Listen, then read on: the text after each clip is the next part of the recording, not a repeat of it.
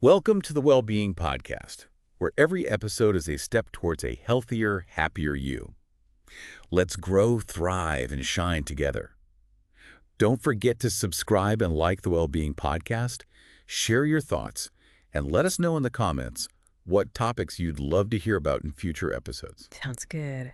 Okay, so you sent over this research about what motivates these endurance athletes, to push through pain and discomfort and even injury. Right. We're talking like marathons and ultra cycling. Yeah, these crazy adventure races. The kind of stuff that most people wouldn't even dream of. Yeah, they're incredible. So what is it? What makes these folks tick? It's a fascinating question. The research breaks down motivation into two main types. Okay. Intrinsic, coming from within, and then extrinsic, Right. which is driven by these external rewards. Yeah. And it really seems like for a lot of these endurance athletes, it's not about the medals or like the prize money. So it's more about the internal rewards then. Yeah. Like what kind of things are we talking about?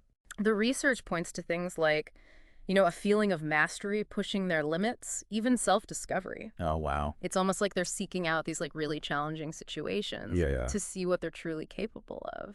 That's interesting because it seems to go against kind of our natural inclination to avoid pain. Right. This study even mentions this term, this idea of psychological hedonism. Yes. And it basically says that we're, wired to seek pleasure and avoid pain, but these athletes they're willingly embracing discomfort.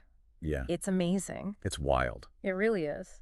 And that's where these motivational theories kind of come in. Okay. One that stood out to me was Atkinson's theory Yeah. of achievement motivation, Okay. which suggests that everyone has a motive to approach success and a motive to avoid failure. Right.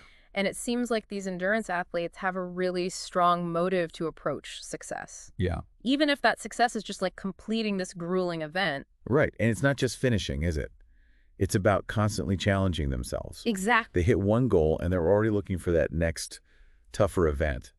They are. It makes you wonder if there's something that we can all kind of learn from this. Absolutely. About setting goals and pushing past our comfort zones a little bit. Totally. And the research also goes into, social learning theory. Okay. This idea that we learn by observing others and through our experiences. So Yeah.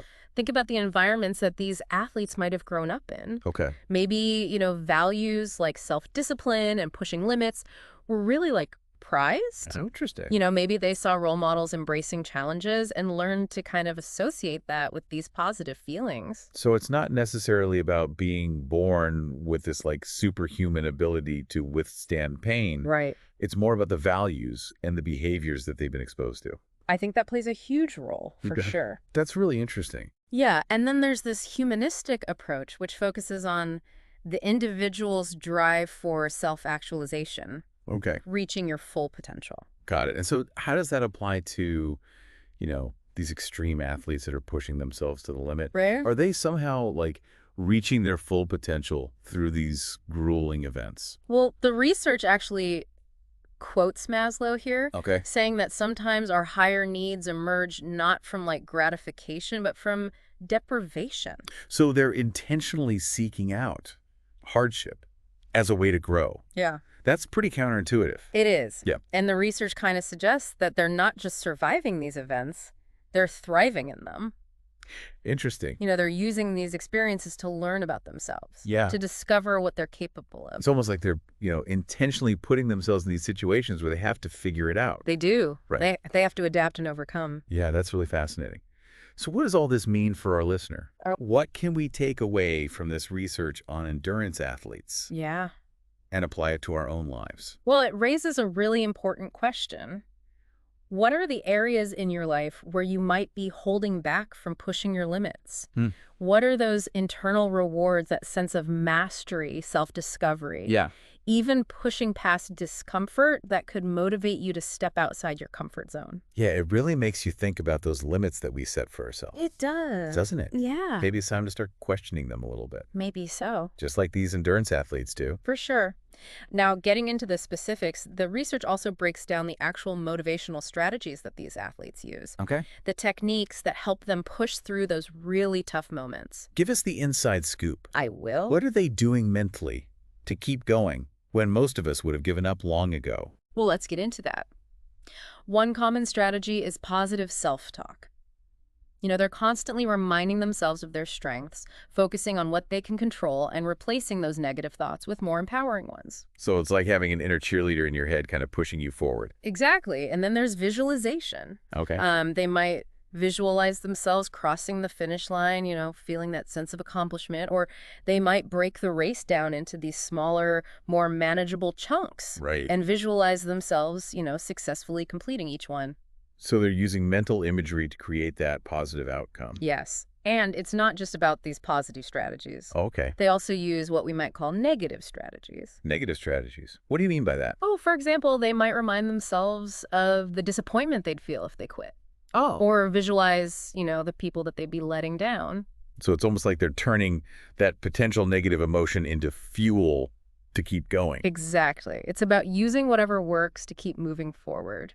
Yeah. Even if it means tapping into those feelings of, potential disappointment or regret. I guess it's all about finding what works for you, right? Absolutely. And what's fascinating is that they're essentially having this internal dialogue, right? Right. Battling those voices that say stop with the voices that say keep going. It makes you realize how much power we have over our own thoughts and emotions. It does. Doesn't it? We can choose to focus on the negative, or we can choose to find ways to motivate ourselves even when things are tough. Right. It's a powerful reminder that we can train our minds just like we train our bodies.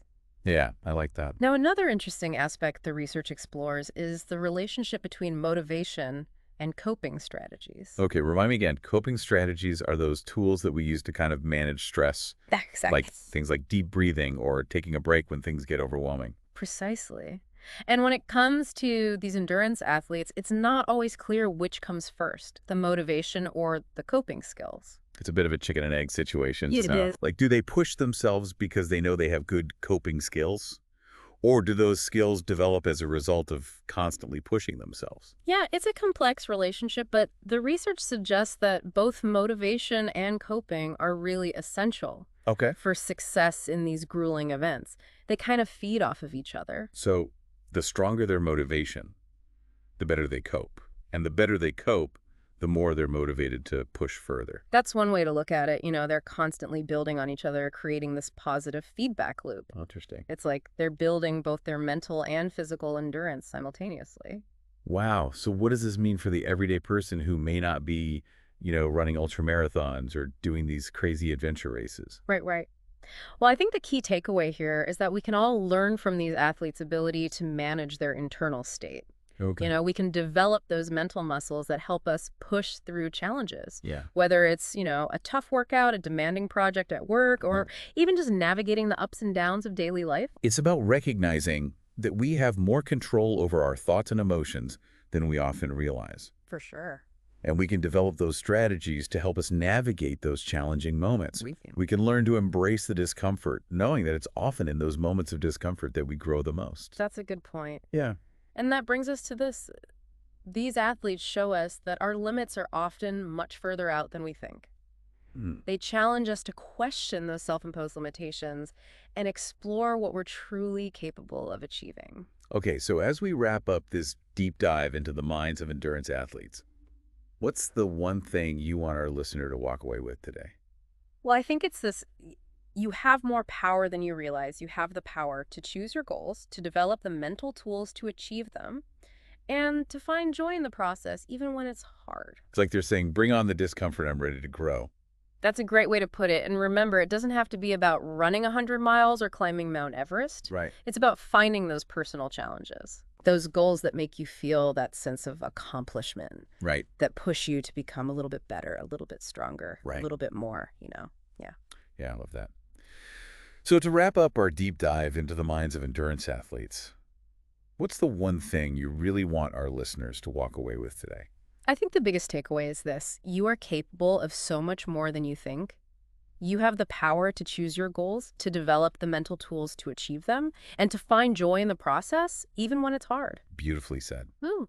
So take inspiration from these incredible athletes, and remember, the next time you face a challenge, big or small, you have the strength to push through. Yeah.